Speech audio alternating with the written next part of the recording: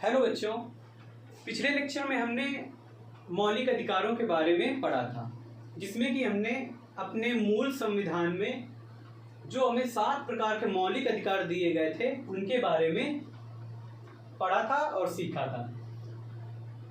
आज हम जानेंगे कि क्या अब भी हमें 7 प्रकार के मौलिक अधिकार प्राप्त हैं या उनमें कुछ बदलाव हुआ है। तो आपने ये जो मूल अधिकार में 7 प्रकार के मौलिक अधिकार दिए थे वो तो पढ़ लिए होंगे। आइए अब देखते हैं कि इनमें क्या क्या अभी तक बदलाव हो चुके हैं। तो देखिए, मैं इधर बता दे रहा हूँ। मौलिक अधिकार में सबसे पहले जो बदलाव होता है वो होता है 44वें संविधान संशोधन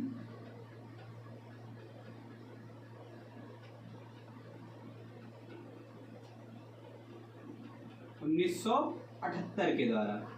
यानी 1978 में एक संविधान संशोधन किया जाता है। कौन सा? 44वां, जिसमें कि मौलिक अधिकार में जहां जहां भी संपत्ति के अधिकार संबंधी बातें की गई थी उन्हें मौलिक अधिकार से हटा दिया गया। यानी कि मौलिक अधिकार के अंतर्गत आने वाली संपत्ति के अधिकार से संबंधित सभी बातों को हटा दिया गया और उसे संविधान में अन्य जगह रखा गया। तो देखिए, जो हमारा मूल संविधान था उसमें जो संपत्ति के अधिकार की बात की गई थी वो 2 जगह पर थी। एक आर्टिकल 31 में, जो आपको साफ साफ दिख रहा है कि संपत्ति का अधिकार किसमें बात की गई है? आर्टिकल 31 में। इसके अलावा article 19 clause 1 sub clause F में भी बात की गई थी संपत्ति के अधिकार की। तो मैंने भी बताया कि 44वें संविधान संशोधन 1978 के द्वारा भाग 3 में जहां पर भी संपत्ति के अधिकार की बात की गई थी वहां से संपत्ति के अधिकार को हटा दिया गया। यानी कि आर्टिकल 31 में बात की गई थी संपत्ति के अधिकार की और आर्टिकल 19 खंड 1 उपखंड F यानी 19 क्लॉज 1 सब क्लॉज F, इसमें भी बात की गई थी संपत्ति के अधिकार की। तो यहाँ दोनों से संपत्ति के अधिकार को हटाया गया और उसे आर्टिकल 300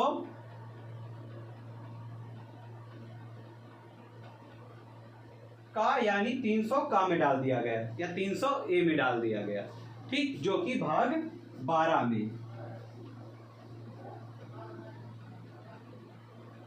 ठीक, तो मूल संविधान में जो 7 प्रकार के मौलिक अधिकार थे उनमें सबसे पहले जो बदलाव हुआ वो हुआ 1978 में। और 1978 में संशोधन किया गया 44वां संशोधन। इस 44वें संशोधन के द्वारा भाग 3 में जहां कहीं भी संपत्ति के अधिकार की बात की गई थी वहां से संपत्ति के अधिकार को हटाया गया और उसे आर्टिकल 300 का या 300A में शिफ्ट किया गया, जो कि भाग 12 में है।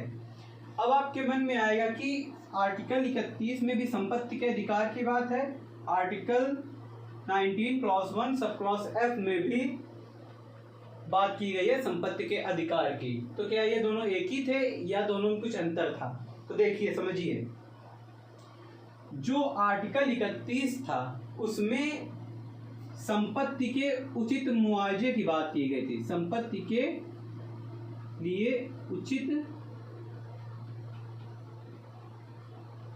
मुआवजे की बात की गई थी। यानी कि अगर सरकार या राज्य द्वारा किसी की संपत्ति को लिया जाता है तो उसे उसके लिए उचित मुआवजे का प्रावधान करना होगा। ये बात की गई थी आर्टिकल 31 में। और article 19 clause 1 sub clause F में बात की गई थी कि कोई भी व्यक्ति संपत्ति को, मतलब कि किसी भी प्रकार की संपत्ति को कमा सकता है, उसे मतलब और उसे जमा कर सकता है इस प्रकार की स्वतंत्रता दी गई थी 19 क्लॉज 1 सब क्लॉज एफ में, यानी कि संपत्ति के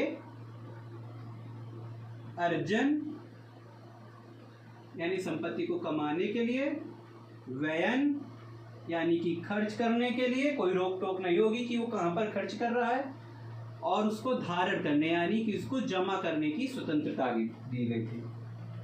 तो ये बेसिक डिफरेंस था आर्टिकल 31 और article 19 clause 1 sub clause F में।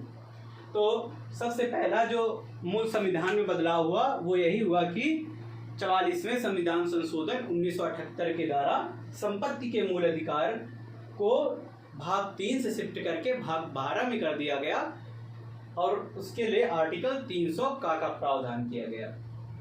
तो इसे आप नोट कर लीजिए, मैं देख लूं आपको दिख रहा है।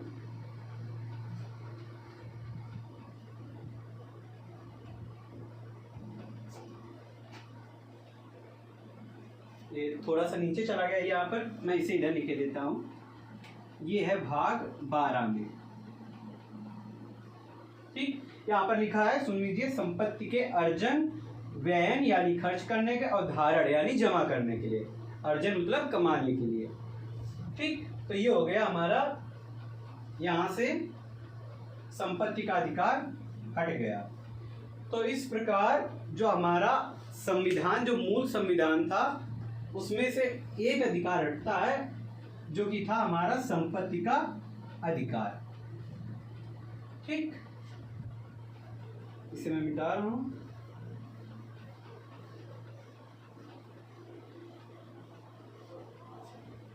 तो अभी हमने जो मूल संविधान था उसमें एक प्रकार का संशोधन देखा जो था 44वां संविधान संशोधन। अब इसके बाद एक संविधान संशोधन होता है 86वां संविधान संशोधन। 86वां संविधान संशोधन ये कब होता है? ये होता है 2002 में। कब होता है? 2002 में। इसके द्वारा क्या किया गया कि इसके द्वारा एक आर्टिकल 21A या 21 मतलब 21 का ये जोड़ा जाता है। इसमें बात की जाती है शिक्षा के अधिकार की, शिक्षा के अधिकार की। यानी कि हमने जो मूल संविधान था और जो हमारा वर्तमान संविधान है उसमें दो प्रकार के जो संशोधन इंपॉर्टेंट थे, जिनके द्वारा कुछ आर्टिकल जो स्वतंत्र आर्टिकल हैं वो जोड़े गए या स्वतंत्र आर्टिकल हटाए गए, मैं उनकी बात कर रहा हूं। तो एक तो मैंने देखा 44वां संविधान संशोधन 1978 के द्वारा, जिसमें संपत्ति के अधिकार को हटा दिया गया, और एक हुआ 86वां संविधान संशोधन 2002 में, जिसमें आर्टिकल 21A को जोड़ा गया, जिसके अंतर्गत शिक्षा के अधिकार को जोड़ा गया। अब आपके मन में ये बात आ रही होगी कि सांस्कृतिक एवं शैक्षिक अधिकार, ये तो पहले मतलब शैक्षिक अधिकार जो है वो तो पहले से ही हमारे मौलिक अधिकार में दिया गया है। तो ध्यान रखिएगा, जो सांस्कृतिक एवं शैक्षिक अधिकार जो आर्टिकल 29 और 30 में दिए गए हैं वो बेसिकली बात करते हैं अल्पसंख्यक वर्ग के लिए या अल्पसंख्यक के लिए उनकी शिक्षा को बढ़ावा देने के लिए बात करते हैं।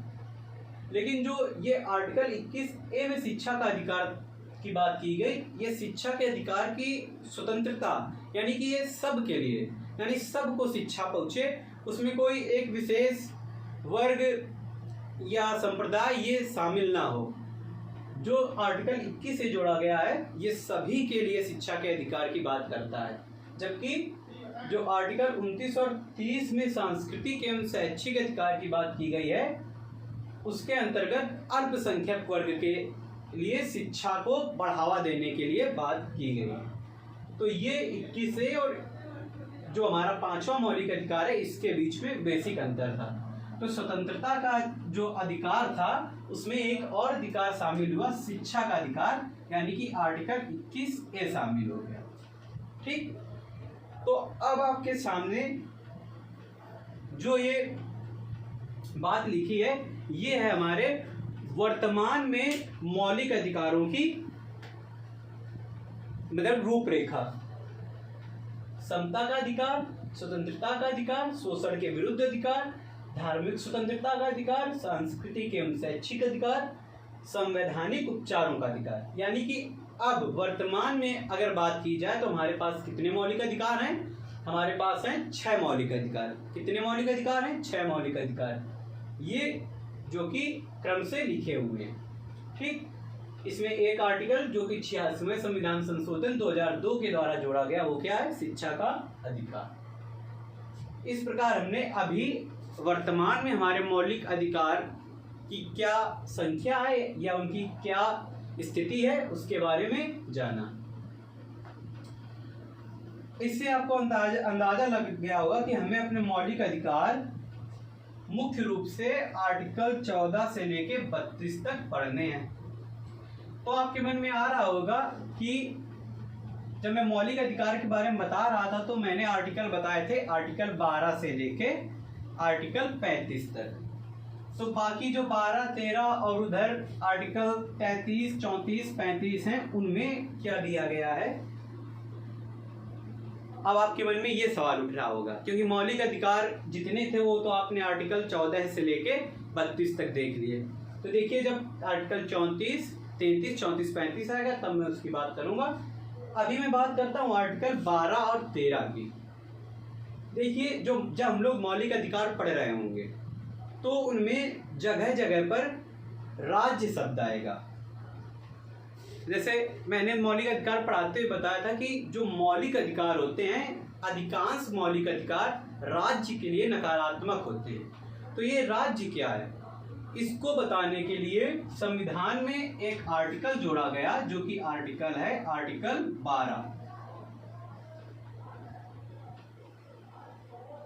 ठीक, इसको बताने के लिए संविधान में एक आर्टिकल जोड़ा गया जो कि है आर्टिकल 12। आर्टिकल 12 में ही दिया गया है राज्य की परिभाषा। भाग 3 के लिए राज्य की परिभाषा।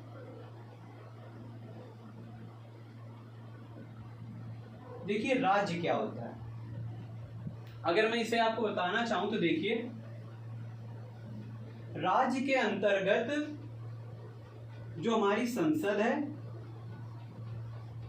एवं उसकी सरकार यानी कि केंद्र सरकार, यानी जहां कहीं भी संसद एवं उसकी सरकार यानी कि केंद्र सरकार की बात होगी, उनके व्यक्तियों की बात होगी, तो वो किसके अंतर्गत आएंगे? राज्य के अंतर्गत आएंगे। इसी प्रकार राज्य, विधानमंडल, क्योंकि राज्यों में विधानमंडल होता है, एवं राज्य सरकार। जहां कहीं भी राज्य सरकार या विधानमंडल या उससे संबंधित व्यक्तियों की बात होगी तो सभी किसके अंतर्गत आएंगे? राज्य के अंतर्गत आएंगे। इसके अलावा मैं बात करूं तो जो स्थानीय निकाय हैं, स्थानीय निकाय जैसे कि ग्राम पंचायत, नगर पंचायत, नगर पालिका, ये सभी क्या है? स्थानीय निकाय। जहां कहीं भी, यानी कि जो ग्राम प्रधान है वो भी एक प्रकार से क्या है? राज्य है। ठीक, इसके अलावा अगर मैं आपको स्पष्ट शब्दों में बात बताना चाहूं तो ऐसा हर एक व्यक्ति या संस्था जो सरकार की शक्तियों का प्रयोग करे, ऐसा हर एक व्यक्ति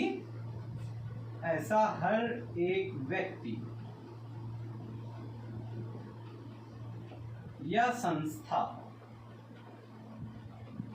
जो सरकार की शक्तियों का प्रयोग करे,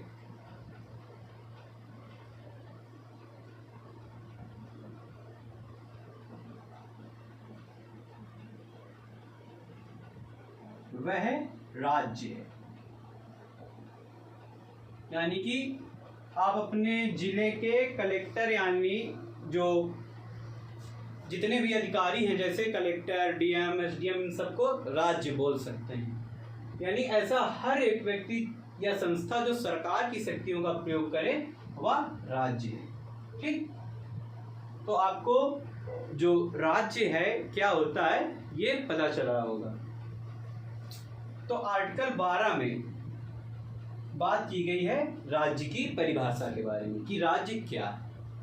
इसके बाद हम चलते हैं, देखते हैं कि आर्टिकल 13 में क्या कहा गया है। तो इसको आप स्क्रीनशॉट ले लीजिए, फिर मैं इसे मिटा दूं।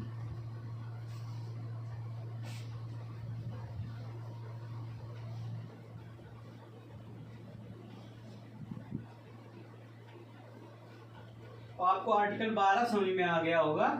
हम भाग 3 में क्या पढ़ रहे हैं, आर्टिकल 12 से लेके आर्टिकल 35 तक, जिनमें कि हम आर्टिकल 14 से लेके आर्टिकल 32 तक पढ़ेंगे मौलिक अधिकारों के बारे में। और इनके अलावा जो आर्टिकल 12 से 35 तक, 14 से 32 के अलावा जो आर्टिकल बचते हैं उनमें जो मौलिक अधिकार हैं उन्हीं से संबंधित या उनको समझाने के लिए जो कुछ बातें बताई गई हैं वो बचे हुए आर्टिकल में पढ़ते हैं। जैसे मौलिक अधिकार आर्टिकल 14 से 32 तक बहुत बार राज्य शब्द का प्रयोग हुआ, तो उसे बता दिया गया आर्टिकल 12 में, ताकि आपको और कहीं ना खोजना पड़े। इसी प्रकार एक आर्टिकल हम पढ़ते हैं, आर्टिकल 13, आर्टिकल 13। देखिए जो आर्टिकल 13 है इसमें हम पढ़ेंगे इसके 3 खंड, मतलब 4 खंड, 13 क्लॉज 1, 13 क्लॉज 2, 13 क्लॉज 3, 13 क्लॉज 4। इसके अंतर्गत हमें ये इतने आर्टिकल पढ़ने होते हैं। अब देखिए जो आर्टिकल 13 है इसमें बेसिकली जो बात की गई है वो बात की गई है कि अगर सरकार यानी कि राज्य किसी ऐसी विधि का निर्माण करता है, किसी ऐसी विधि का निर्माण करता है जो मौलिक अधिकारों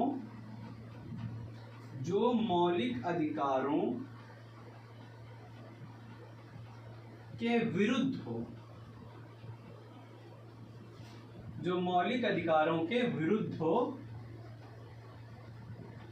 वह स्वतः समाप्त हो जाएगी या निरस्त हो जाएगी। यानी कि आर्टिकल 13 में बात की गई है उन विधियों की जो राज्य द्वारा बनाई जाती हैं, उन्हें अगर वो मौलिक अधिकार से असंगत हैं या मौलिक अधिकारों के विरुद्ध हैं तो वो अपने आप नष्ट हो जाएंगी या समाप्त हो जाएंगी। अब देखिए जो हमारा संविधान है, तो संविधान में जब संविधान हमारा बना नहीं था या संविधान जब हमारा लागू नहीं किया गया था, उसके पहले की भी कुछ बातें ली गई हैं, जैसे 1935 के भारत शासन अधिनियम से। तो आर्टिकल 13 को हमें इसीलिए इन कई खंडों में बांटना पड़ा। पहले तो यही बटे थे 13 आर्टिकल 13 क्लॉज 1, 13 क्लॉज 2, बाद में ये वाले आए। देखिए जो हमारा संविधान है उसमें कुछ संविधान लागू होने से पहले की भी बातें हैं और कुछ बातें हैं जो संविधान होने के बाद की हैं। यानी कि कुछ विधियां ऐसी हैं जो हमारा संविधान नहीं लागू हुआ था उसके पहले की हैं, और कुछ विधियां ऐसी हैं जो हमारा संविधान लागू हुआ तब राज्य जो भारतीय सरकार यानी कि जो भारत के लोगों द्वारा सरकार बनाई गई उनके द्वारा जो विधियां बनाई गई उनकी बात की गई है। तो जो आर्टिकल 13 खंड 1 है उसमें हम लोग बात करेंगे उन विधियों की जो संविधान लागू होने की पहले की हैं, और आर्टिकल 13 खंड 2 में बात करेंगे उन विधियों की जो संविधान लागू होने की बाद बनाई गई। तो चलिए इनको एक एक करके पढ़ते हैं। इसका आप स्क्रीनशॉट ले लें, फिर मैं इसे मिटा दूं।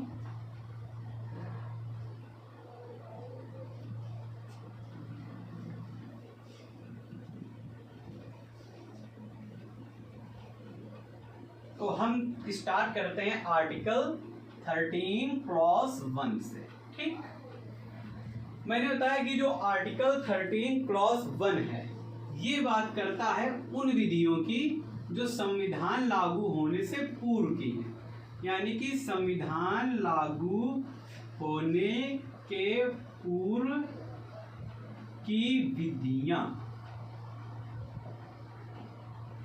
आर्टिकल 13 क्लॉज 1 के अंतर्गत कौन शामिल है? जो संविधान लागू होने के पूर्व की विधियां हैं। देखिए आर्टिकल 13 क्लॉज 1 क्या कहता है। आर्टिकल 13 क्लॉज 1 कहता है कि संविधान लागू होने के पूर्व की वे समस्त विधियां जो जिस सीमा तक मौलिक अधिकारों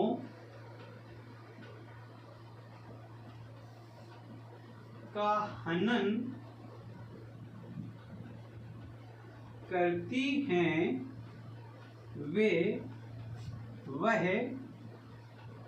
उस सीमा तक या वह विधियां उस सीमा तक शून्य हो जाएंगी।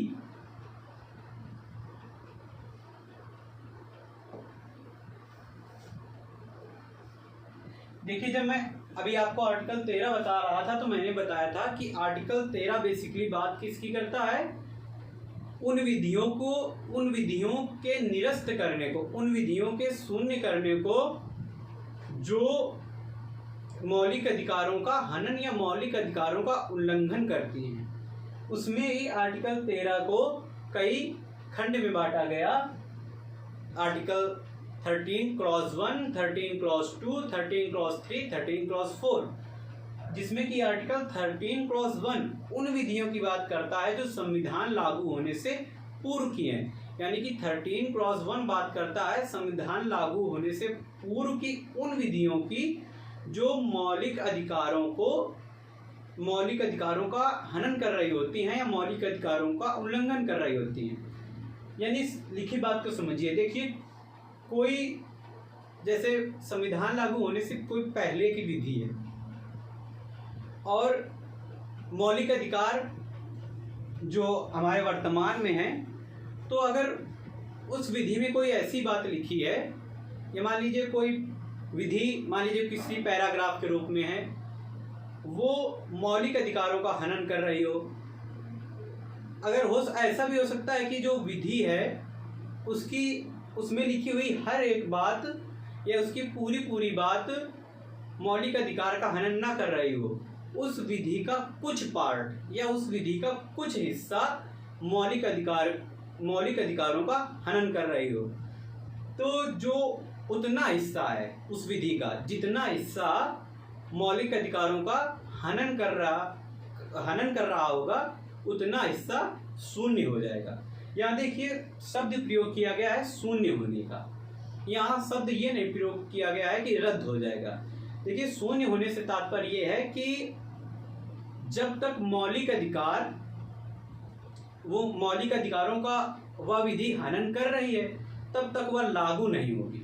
यहाँ शून्य होने से अर्थ ये है कि वह उस समय तक लागू नहीं होगी। मान लीजिए कभी भविष्य में मौलिक अधिकार में ही संशोधन हो जाए, वो मौलिक अधिकार कम या समाप्त कर दिया जाए तो तब वह विधि या उस विधि का उतना हिस्सा मौलिक अधिकारों के विरुद्ध या मौलिक अधिकारों का उल्लंघन नहीं कर रहा होगा, तो वह भविष्य में पुनः लागू हो जाएगी। यहाँ शून्य होने का तात्पर्य ये है, यानी कि रद्द नहीं होगी कि वह विधि ही समाप्त कर दी जाए। ऐसे फिर हमें रद्द होने का मतलब ये है कि वो विधि ही समाप्त कर दी जाए। उसके जब भविष्य में अगर दूसरी विधि की जरूरत पड़ती है तो दूसरी विधि फिर से लिखी जाए। तो यहाँ पर दूसरी विधि लिखने की आवश्यकता नहीं है। यहाँ पर यह है कि उस समय तक, जिस समय तक वो मौलिक अधिकारों का उल्लंघन कर रही है, उस समय तक वह शून्य रहेगी या प्रभाव में नहीं रहेगी या उस समय तक लागू नहीं रहेगी। तो देखिए यही बात लिखी हुई है कि संविधान आर्टिकल 13 क्लॉज 1 कहता है, पहले तो ये बात करता है उन विधियों की जो संविधान लागू होने से पूर्व की हैं, यानी संविधान लागू होने से पहले की हैं। ये कहता है संविधान लागू होने की पूर्व की वे समस्त विधियां, पूर्व की वे समस्त विधियां जो जिस सीमा तक, यानी कि उस विधि का जितना पार्ट या जितना हिस्सा मौलिक अधिकारों का हनन करती है, वह उस सीमा तक, यानी उस विधि का उतना हिस्सा या उतना पार्ट शून्य हो जाएगा, यानी कि प्रभाव पे नहीं रहेगा। ठीक, तो आर्टिकल 13 क्लॉज 1 बात करता है संविधान लागू होने की पूर्व की विधियों के शून्य होने की। देखिए यहीं से जो ये बात लिखी है, इससे एक सिद्धांत निकल के आता है जो कि है डॉक्ट्रिन ऑफ इक्लिप्स। इक्लिप्स माने आपको पता होगा ग्रहण। इसी को अगर हम हिंदी में बोलना चाहें तो क्या बोलेंगे? ग्रहण का सिद्धांत। ग्रहण का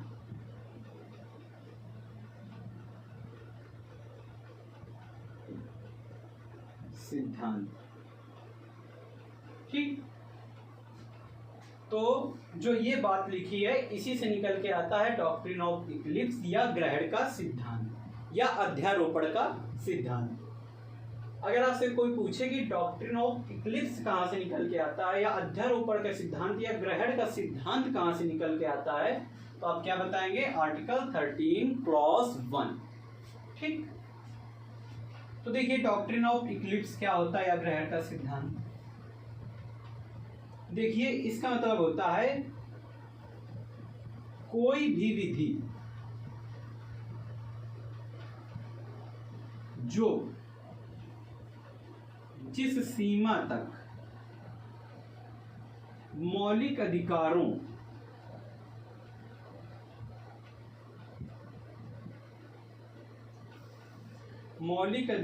का हनन या उल्लंघन करती है, वह उस सीमा तक शून्य हो जाएगी।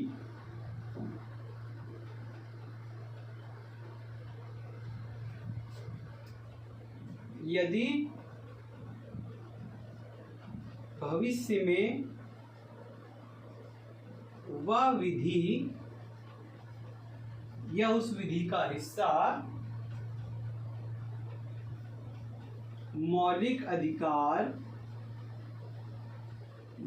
अधिकारों के विरुद्ध नहीं रहती,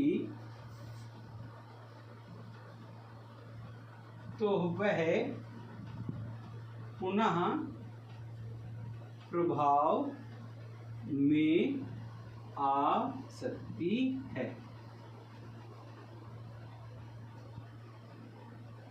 तो देखिए जो डॉक्ट्रिन ऑफ इक्लिप्स है या ग्रहण का सिद्धांत, जो ऊपर बात लिखी थी लगभग वही बात, कि इसके अंतर्गत बात की जाती है उन सभी विधियों की, यानी कि कोई भी विधि जो जिस सीमा तक मौलिक अधिकारों का उल्लंघन करती है, तो जो मौलिक अधिकार होते हैं वह उस सीमा तक उसे आच्छादित कर लेते हैं। इसीलिए जो ये सिद्धांत है, ये डॉक्ट्रिन ऑफ इक्लिप्स या ग्रहण का मतलब ये होता है आच्छादन करना या उसको क्या करना, आच्छादित कर लेना, इसीलिए इसको आच्छादन का सिद्धांत भी कहते हैं। तो जो डॉक्ट्रिन ऑफ इक्लिप्स है वो कहता है कोई भी विधि जो जिस सीमा तक मौलिक अधिकारों का उल्लंघन या हनन करती है, तो मौलिक अधिकार उस सीमा तक उसे आच्छादित कर लेते हैं, यानी कि अब उस विधि की बात नहीं मानी जाएगी, अब जो प्रभाव में होगा वो होगा मौलिक अधिकार। यानी कि उस सीमा तक वह विधि मौलिक अधिकारों के द्वारा शून्य कर दी जाएगी। यदि भविष्य में ऐसा हो कि वह विधि मौलिक अधिकारों के विरुद्ध नहीं रहती है या मौलिक अधिकारों का हनन या उल्लंघन नहीं करती है, तो वह विधि पुनः प्रभाव में आ सकती है। ठीक, तो यही कहता है हमारा डॉक्ट्रिन ऑफ इक्लिप्स या ग्रहण का सिद्धांत या आच्छादन का सिद्धांत। ठीक, यहाँ लिखे देता हूं मैं, आच्छादन का सिद्धांत, आच्छादन का सिद्धांत। ठीक, तो ये हुआ आर्टिकल 13 क्लॉज 1 के बारे में।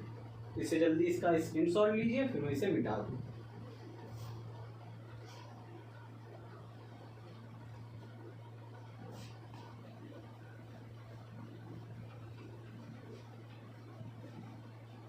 तो आपने जो आर्टिकल 13 क्लॉज 1 है उसके बारे में जान लिया कि आर्टिकल 13 क्लॉज 1 बात करता है संविधान के पूर्व की उन विधियों की जो मौलिक अधिकारों का हनन कर रही होती हैं या उन विधियों का कोई हिस्सा जो मौलिक अधिकारों का हनन कर रहा होता है वह उस सीमा तक रद्द शून्य हो जाएगा जिस सीमा तक वह मौलिक अधिकारों का हनन कर रहा होता है। ठीक, अब आर्टिकल 13 क्लॉज 2 के बारे में हम लोग देखते हैं।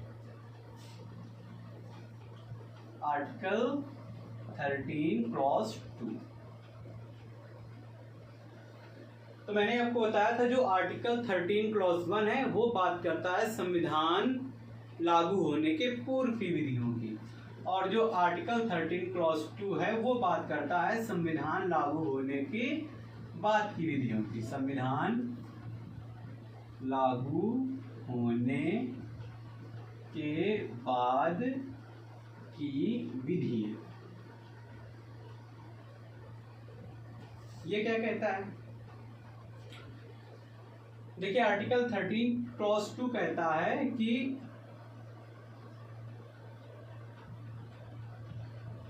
राज्य द्वारा बनाई गई, या इसे ऐसे लिखने, राज्य द्वारा कोई भी ऐसी विधि नहीं बनाई जाएगी जो मौलिक अधिकारों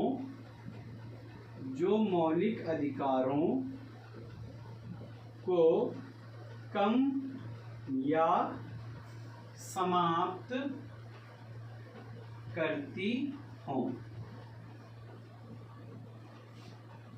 वह विधि जिस सीमा तक मौलिक अधिकारों का हनन करेगी वह उस सीमा तक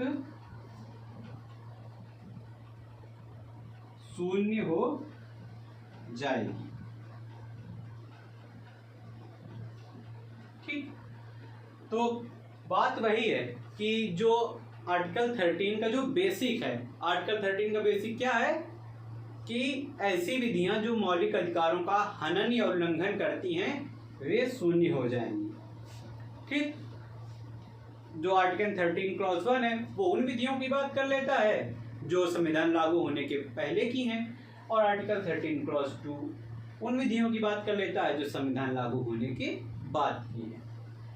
तो वही बात लिखी गई कि राज्य द्वारा अब ऐसी कोई विधि या कानून नहीं बनाया जाएगा जो मौलिक अधिकारों को कम करे या उन्हें समाप्त करे। अगर कोई ऐसी विधि बनाई जाती है तो वह जिस सीमा तक, यानी कि जितना पार्ट उस विधि का मौलिक अधिकारों का हनन या उल्लंघन कर रहा होगा उतना पार्ट शून्य हो जाएगा। ठीक है, देखिए आर्टिकल 13 क्लॉज 2 हम लोगों ने पढ़ा। तो देखिए जो ये बात लिखी है कि राज्य ऐसी कोई विधि नहीं बना सकता जो मौलिक अधिकारों को कम करे या समाप्त करे। तो एक मुद्दा उठा या एक विवाद उठा कि क्या मौलिक अधिकार जैसे लिखे हैं वे हमेशा वैसे ही बने रहेंगे, क्या इनमें कभी कोई परिवर्तन नहीं किया जा सकता है। यानी कि जो विवाद था वो विवाद उठा मौलिक अधिकारों के संशोधनीय या असंशोधनीय होने का, यानी कि मौलिक अधिकारों में संशोधन किया जा सकता है नहीं किया जा सकता है, ये विवाद उठा हमारे आर्टिकल 13(2) को। तो आइए हम उस विवाद को समझते हैं कि मौलिक अधिकार संशोधनीय हैं या नहीं हैं। तो इसे मैं मिटा रहा हूं, इसका स्क्रीनशॉट ले लीजिए।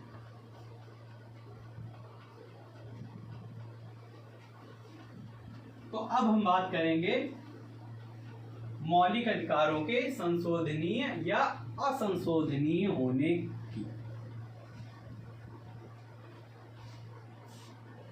मौलिक अधिकार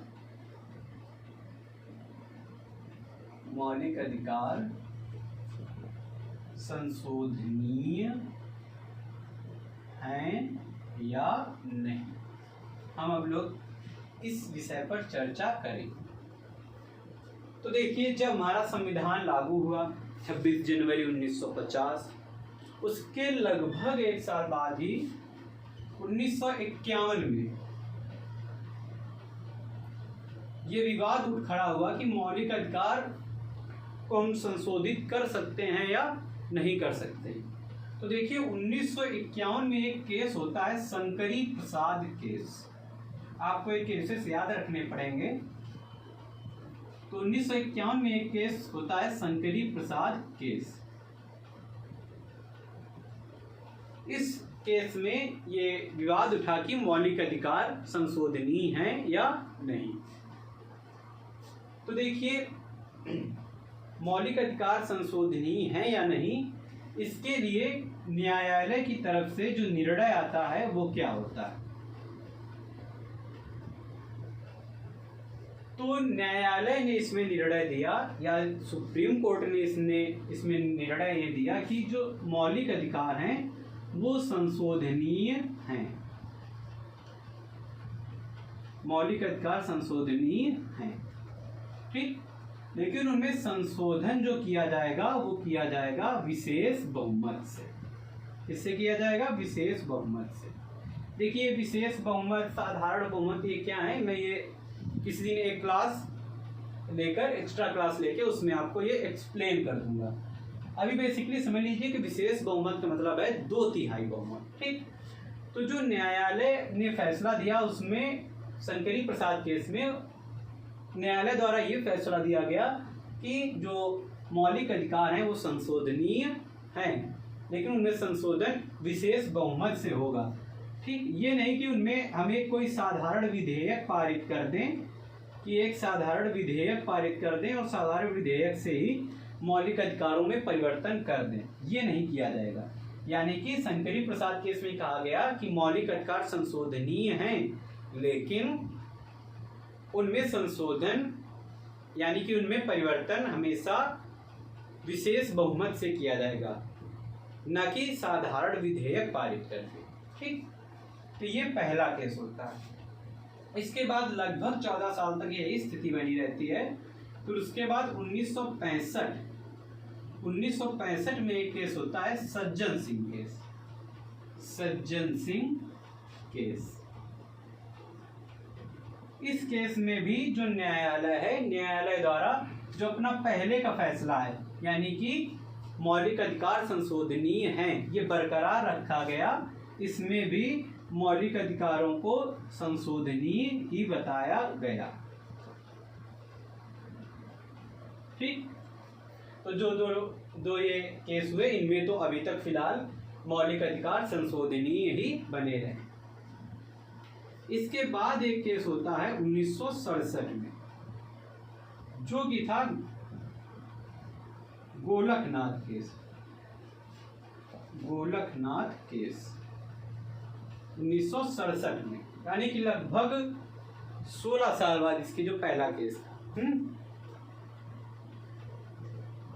अब ये कहा गया कि मौलिक अधिकार संशोधनीय नहीं है। क्या कहा गया न्यायालय द्वारा या सुप्रीम कोर्ट द्वारा कि मौलिक अधिकार संशोधनीय नहीं है। यानी कि अगर आपसे सवाल में मतलब प्रश्न में ये पूछा जाए कि किस केस में मौलिक अधिकारों को असंशोधनीय, यानी ये कहा गया कि मौलिक अधिकार संशोधनीय नहीं है, तो कौन सा केस था? गोलकनाथ केस। अब देखिए यहां से एक और विवाद सामने आ सकता है क्या कि जब मौलिक अधिकार संशोधनीय नहीं है तो इसके पहले तो अभी तक मौलिक अधिकार संशोधनीय थे, तो उस समय सीमा के दरमियान या उस समय सीमा के अंतर्गत मौलिक अधिकारों में कुछ संशोधन हो गए होंगे। तो ये बात उठी कि जब मौलिक अधिकार संशोधनीय नहीं है तो जो पहले संशोधन हो चुके हैं तो उनके लिए अब क्या किया जाए? क्या उन्हें फिर से पहले की तरह कर दिया जाए जैसे वो मूल संविधान में थे? तो इसके लिए न्यायालय ने एक सिद्धांत दिया। कौन सा सिद्धांत? उन्होंने जो अपना फैसला था उसके लिए सिद्धांत दिया भविष्यलक्षी अध्यारोहण का सिद्धांत।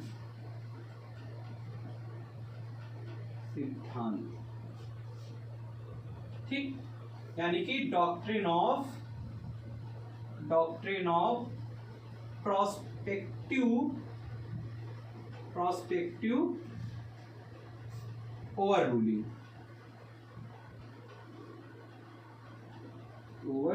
अध्यारोहण का मतलब क्या होता है? ओवर रूल, यानी कि समाप्त करना। यानी कि जो न्यायालय ने अपना फैसला दिया उसके लिए उन्होंने जो ये विवाद था कि जो 1967 से पहले जो संशोधन हो चुके हैं मौलिक अधिकार में, क्या उन्हें पहले जैसा कर दिया जाए या उनके लिए कोई और प्रावधान किया जाए। उसके लिए न्यायालय ने यह फैसला दिया कि जो हमारा निर्णय या जो हमारा फैसला है कि संविधान जो मौलिक अधिकार है वो संशोधनीय नहीं होंगे, वो भविष्यलक्षी रूप से लागू होंगे। इसके लिए उन्होंने भविष्यलक्षी अध्यारोहण का सिद्धांत दिया। क्या होता है ये सिद्धांत? देखिए इसके शब्दों से ही स्पष्ट है। अध्यारोहण का मतलब होता है समाप्त करना, भविष्यलक्षी माने कि जो फैसला है वो भविष्य को देख के दिया गया है, न कि पास्ट को। यानी कि गोलकनाथ केस में मौलिक अधिकारों के संशोधनीय न होने की बात तो कही गई, लेकिन उसके साथ साथ ये कहा गया कि जो गोलकनाथ केस है, जो गोलकनाथ केस में जो फैसला है, जो गोलकनाथ केस में फैसला है वह भविष्यलक्षी ढंग से लागू होगा, से लागू होगा।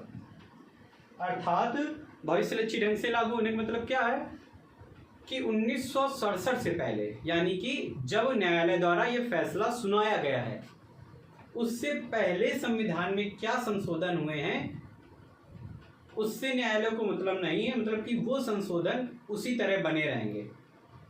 अब 1967 के बाद से यानी गोलकनाथ केस से, न्यायालय के फैसले आने के बाद से, अब अगर कोई भी न्यायालय मतलब मौलिक अधिकारों में संशोधन होता है तो वह शून्य कर दिया जाएगा।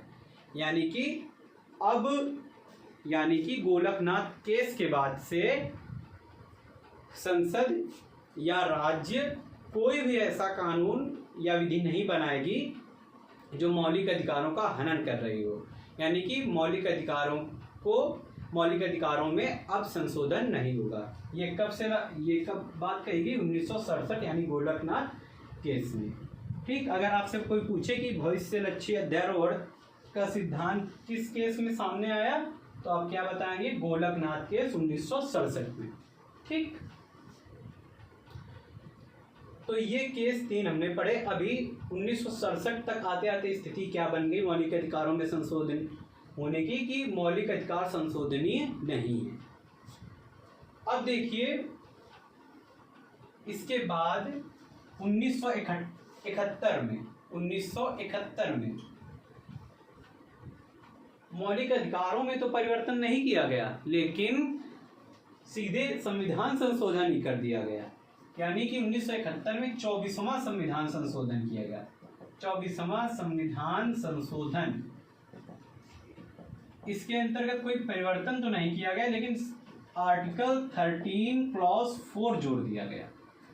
आर्टिकल 13 क्लॉज 4 यानी कि डायरेक्ट एक आर्टिकल ही जोड़ दिया गया।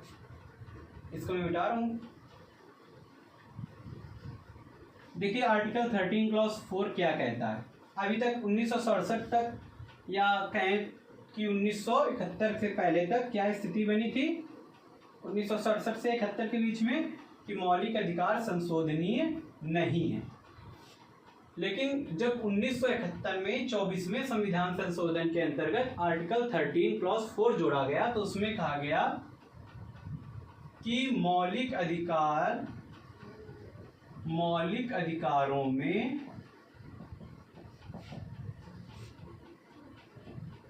संशोधन किया जा सकता है। मौलिक अधिकारों में संशोधन किया जा सकता है। यानी कि 1971 में 24वां संविधान संशोधन ही करा दिया गया और उसके अंतर्गत एक आर्टिकल जोड़ दिया गया, आर्टिकल 13 क्लॉज 4, और उसमें कहा गया कि मौलिक अधिकारों में संशोधन किया जा सकता है। तो अब अगर हम वर्तमान की स्थिति पे आते हैं कि वर्तमान में क्या स्थिति है कि मौलिक अधिकार संशोधनीय है या नहीं है। तो देखिए वर्तमान की स्थिति है, अगर मैं वर्तमान की स्थिति की बात करूं तो इसके बाद से आपको स्पष्ट हो रहा होगा कि संसद मौलिक अधिकारों में संशोधन कर सकती है। मौलिक अधिकारों में संशोधन कर सकती है। देखिए एक बड़ा फेमस केस है केशवानंद भारती केस, जो कि 1973 में हुआ था।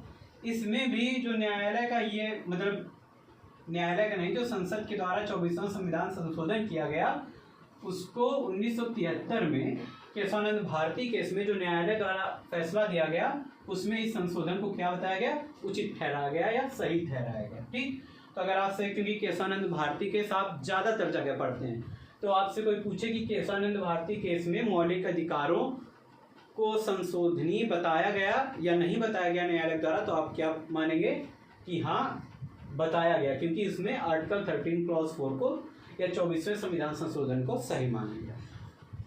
तो देखिए वर्तमान की स्थिति है कि संसद मौलिक अधिकारों में संशोधन कर सकती है, लेकिन शर्त ये है कि वो संशोधन विशेष बहुमत से होना चाहिए। किससे होना चाहिए? विशेष बहुमत से।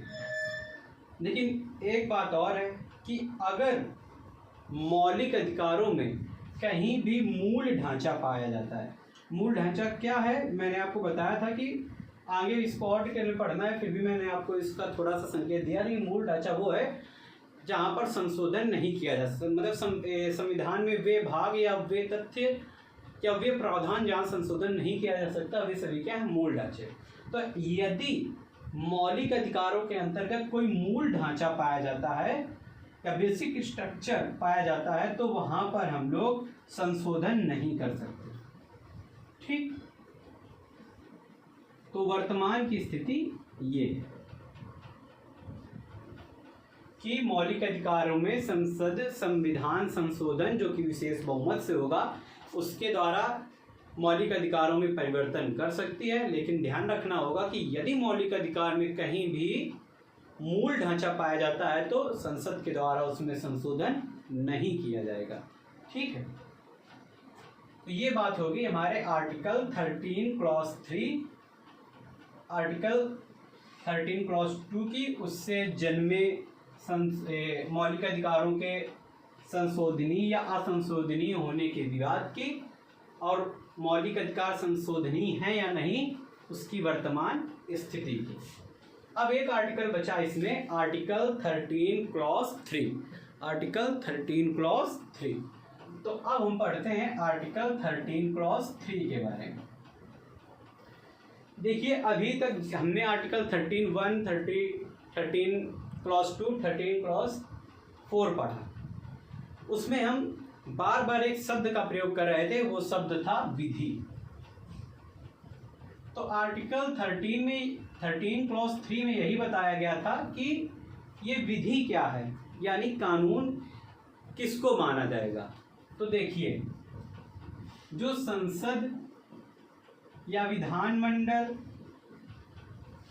इनके द्वारा जितने भी कानून बनाए जाएंगे ये सभी किसके अंतर्गत आते हैं, विधि के अंतर्गत। या जो राज्यपाल, राष्ट्रपति, इनके द्वारा जो अध्यादेश जारी किए जाते हैं, अध्यादेश क्या होता है ये आपको आगे पढ़ने को मिलेगा, अभी फिलहाल जानिए। जो अध्यादेश जारी होते हैं ये एक शॉर्ट टाइम कानून होता है, मतलब कि एक थोड़े समय के लिए कानून होता है। जो अध्यादेश जारी किए जाते हैं वो भी किसके अंतर्गत आएंगे, विधि के अंतर्गत। और एक विशेष बात कि अगर कोई रूढ़ी है या कोई प्रथा है, यानी कि कोई परंपरा है जो काफी प्रभावी ढंग से समाज में व्याप्त है, तो वो भी किसके अंतर्गत माना जाएगा, विधि के अंतर्गत। तो article 13 clause 1 sub clause 2 sub clause 4 में जो विधि शब्द का प्रयोग हो रहा था, उस विधि शब्द को समझाने के लिए ही आर्टिकल 13 क्लॉज 3 में प्रावधान किया गया है। तो इस प्रकार आज हमने मौलिक अधिकार, जो हमारे मूल संविधान में मौलिक अधिकार थे, उनमें क्या बदलाव होकर जो वर्तमान में मौलिक अधिकार हैं उनके बारे में पढ़ा। यानी वर्तमान में हमारे पास 6 मौलिक अधिकार हैं। इसके अलावा हमने देखा कि आर्टिकल 14 से 32 तक मौलिक अधिकारों की बात की गई है, लेकिन हमने मौलिक अधिकारों में पढ़ने के लिए जो आर्टिकल देखे थे वो आर्टिकल 12 से 35 तक थे। तो मैंने आपको बताया जो आर्टिकल जो 12, 13, उधर 33, 34, 35 हैं, उनमें मौलिक अधिकारों से ही संबंधित या उन्हीं को समझाने के लिए जो कुछ बातें बताई गई हैं वो आर्टिकल 12, 13, 33, 34, 35 में बताई गई हैं। जिसके अंतर्गत जैसे आर्टिकल 12 में जो आर्टिकल 14 से 32 तक हम एक शब्द बहुत सुनेंगे, राज्य। तो आर्टिकल 12 में उस राज्य शब्द को डिफाइन कर दिया गया है। और आर्टिकल 13 में मौलिक अधिकारों और जो हमारे मतलब जो सरकार या राज्य द्वारा जो विधियां बनाई जाएंगी या जो बनाई गई थी उनके बीच कैसा संघर्ष रहेगा, इसको भी आर्टिकल 13 द्वारा बता दिया गया। तो आज हमने आर्टिकल 13 तक कंप्लीट किया। कल हम लोग आर्टिकल 14 देखेंगे। ठीक, तो मिलते हैं अगली क्लास में। जय हिंद।